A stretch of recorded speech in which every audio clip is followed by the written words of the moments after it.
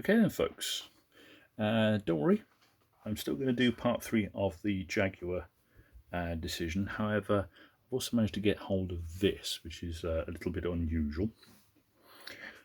So this is KP's 1/48th BAC Strikemaster. There is basically only theirs really available these days if you want to do a Jet Provost or Strikemaster in 1/48th. This would be a beautiful time for Airfix to do one. They do like doing their trainers, and they do like doing 1/72nd and 1/48th, and they've already done a 1/72nd one, but here we are. This is a reboxing of the earlier available Fly model. So yes, if you've still got one of those, it should be technically the same kit, but let's take a look. So it is kit option KPH4801. We have, again, same on the side there. Some details where you can go to the websites.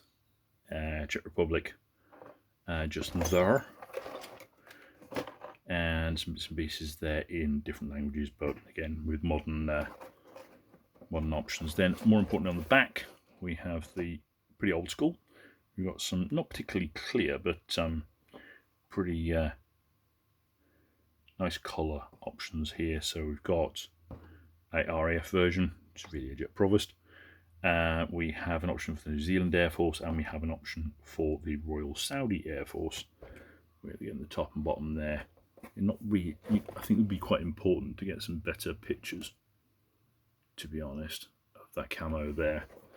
But yeah, we've got some options there. So we've got a side opening box, aka Rebel style.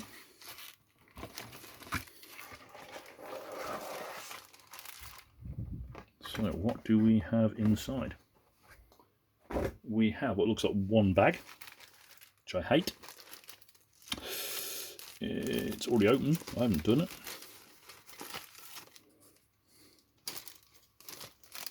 Pretty torn open, in fact. We have a lot going on though, so this could be fun. So first of all, we have the decals.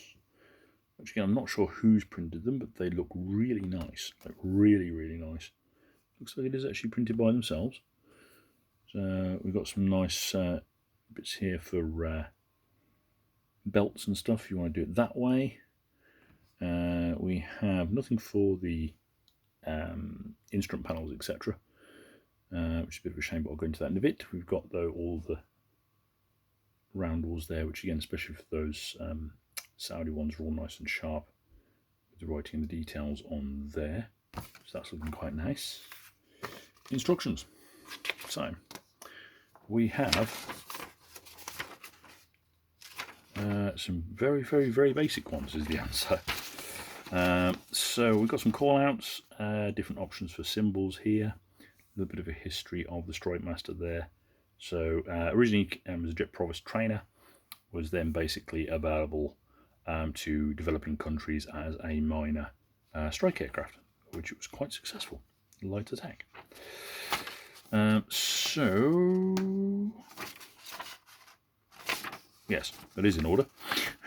So we have some 3D printed parts, some polyurethane parts, some transparent parts, and the 2 main sprues of the kit itself, with some options there that aren't going to be used. So pretty simple instructions. It looks like they've been photocopied about 27 million times, but still.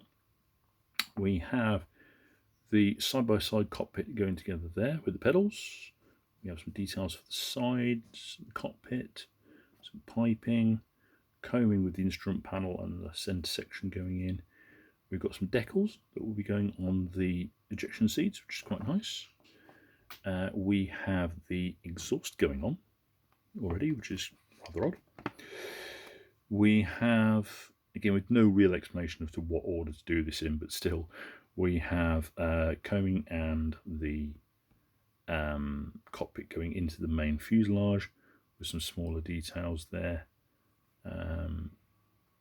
Sighting windows and stuff, and the air intakes going on. We have, they have it going with the seats going in and the cockpit going straight on. Again, I'd probably wait a little while. It does mention weight, but it doesn't mention how much. We've got some options here for the undercarriage here, which I assume is actual parts, 3D printed parts, or etch, which I didn't see any etch, but maybe, because again it looks like that's what that might be, just there. And we have main gear going in with the wings going on, and again some smaller parts just filling in some of the gaps there. Again with paint options there. We have the doors going on and that long rail aerial on the bottom. We have, again, that's the horizontal tails going on, explaining again how straight they should be. So there's no dihedral or anything there. Not the best photos, but gives the idea. And again here we have several options depending on which model you're doing. Although it's not exactly clear which ones, so check your referencing. With some fuel tanks going on, and what it appears to be fuel tanks, and we have some smaller details going in on each one when it comes to walkways and stuff there. So not best instructions, if I'm honest. Not really that clear as to what's going where. So hopefully the actual kit itself will make it clearer. So what do we have? As I say, we have one big bag with a lot going on. So first of all, straight away, something the kit did not mention, the instructions did not mention, but we have in the box masking for the canopy, which is really nice. Very nice. Again, it is a massive canopy for the size of aircraft. That was very difficult to get out of here without breaking it, but we shall try. That is actually pretty rough. So I don't know if you can see there, but there is quite a lot of distortion in the middle, like a bubbling effect going on that one-piece canopy. But it doesn't appear to be there on the two-piece. So yeah, you can see it there next to my hand there, it bubbling, just next to my thumb. So that's rather disappointing if you do want to do it closed. Looks like we've got a one-piece canopy and a two-piece canopy, so you can do it open or closed, but the closed one is a bit rough. The other one, however, is looking nice, so I'd probably suggest doing this with an open canopy or modifying this one and carefully using that one instead of the one-piece one. Options there. I suppose if you mess it up, you've always got another one-piece one, which is, I suppose, an option. Very, very tight bag. Nope, I'm going to do that later. Okay, so what do we have here? Again, all in one bag, so it's all getting caught and ripped. I hate on that. There we go. Right, what do we have? So, it looks actually bigger than you'd expect it to be. So about the same size as a Hawk. Got some flash down the back, but it's not too much. Some nice detail here, all in all. Got some tough plastic. Got some nice detail there on the tail. Got some riveting detail, etc., going on all the way around here. So liking that. Again, it's not getting like soft as you go around or anything like that. Underside could do with some work just to sharpen up some of these details there, but it's not too bad, not too bad. So we're talking about here, so yeah, we're talking about 8-inch length, so it's a decent size actually for a small aircraft, really, in 1/48. We've got the tanks there, they're looking quite nice. A little tiny bit to clear up just there, but then again, all the rest of it will be out of sight. I think that's the cockpit combing. There's no detail on that at all, but it's all right. Not too bad. Okay, we have what looks like some 3D printed parts. Looks quite nice. So what have we got? We've got the wheels. Again, there's no weight on those, but they look quite nice. Trying to see if they've got. Yeah, I mean, they've got sort of some detail on there if I can get the camera to pick it up. There we go, they're looking alright, they're looking quite nice. That'd be the opposite side, wouldn't it? So would that be the one with the... I'm not seeing any sort of manufacturer's marks or anything like that on there. I don't know if the camera can pick it up, but it's a nice detail there. The main wheels. This is very difficult to make sure it's not getting broken or anything in here.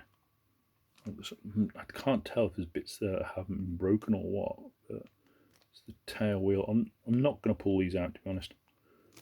I'm a little bit concerned, but we have two lovely 3D printed ejection seats,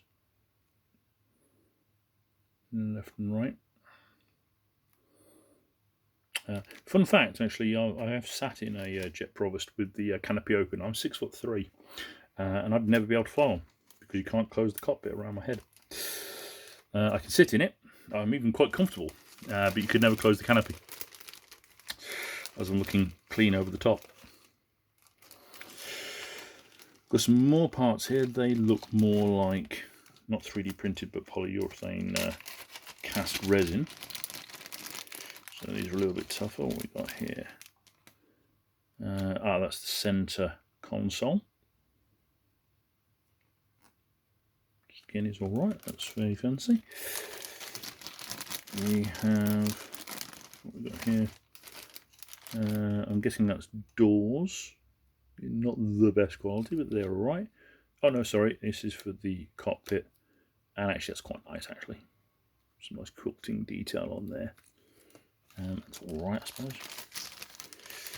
Looks like we have a different combing.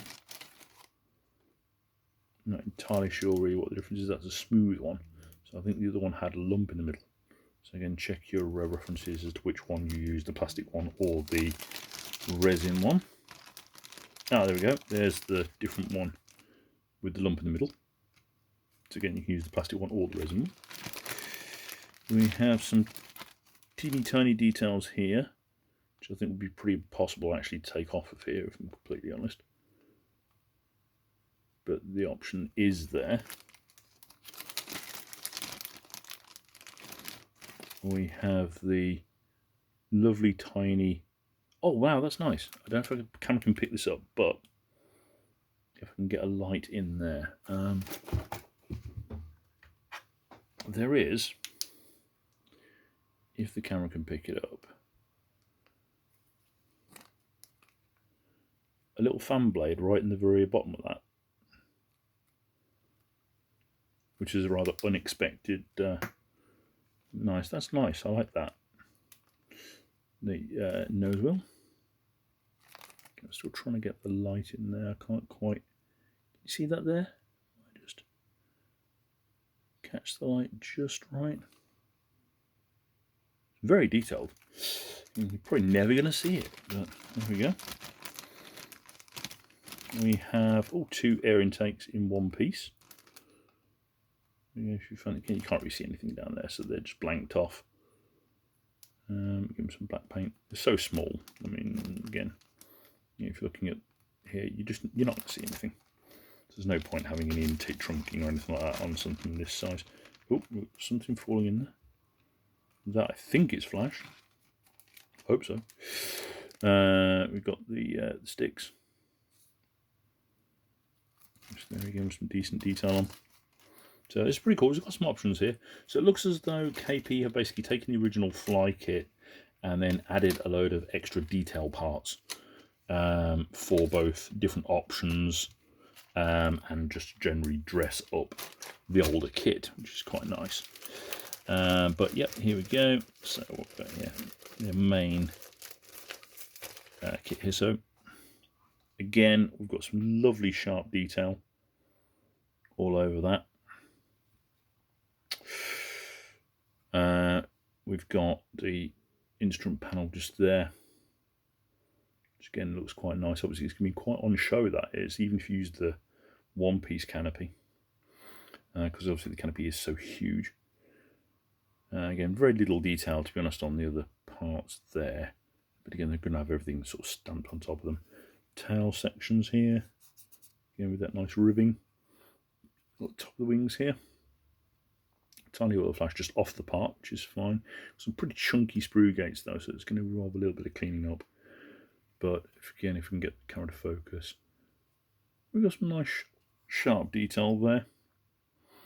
Again, nothing really on the opposite side really, again, apart from the tails, which you can see yourself. So, okay, all right. So, what do I think? So, yeah, this is an odd one because realistically, if you want to do a Strikemaster in 1/48, you have no other choice. Either this kit or nothing. But I would probably suggest picking this up rather than the older Fly kit. The instructions are awful, to be honest, so they could really do with improving on those. But the decals look nice, the parts look nice. It's nice that they've dressed up a load of other extra parts with detail. I have one complaint already here, though. And again, this is not a Jet Provost. This is a Strikemaster, and they have given us no loadout whatsoever. So as far as I can see from the parts there, again, we've got some tanks, obviously, for the ends if you want them, but that's it. So there's no rocket launchers, there's no gun pod, there's none of the bits that make it a Strikemaster. So you will still have to get those elsewhere if you want to actually build this up loaded for bear. But as I say, there is realistically no other option. The Fly kit is difficult to get hold of, if not impossible. And of course, this one is easier to get hold of, cheaper. I think I paid about £25–30 for this, and the old Fly kit was going for about 50. And this one comes with all the extra parts. So yeah, actually I'm quite excited about this one. Looking forward to it. It's not going to be the easiest build, I don't think. But it looks like it's going to have some nice detail. So I do actually recommend it. And I shall see you again another day for some more. But until then, goodbye and take care.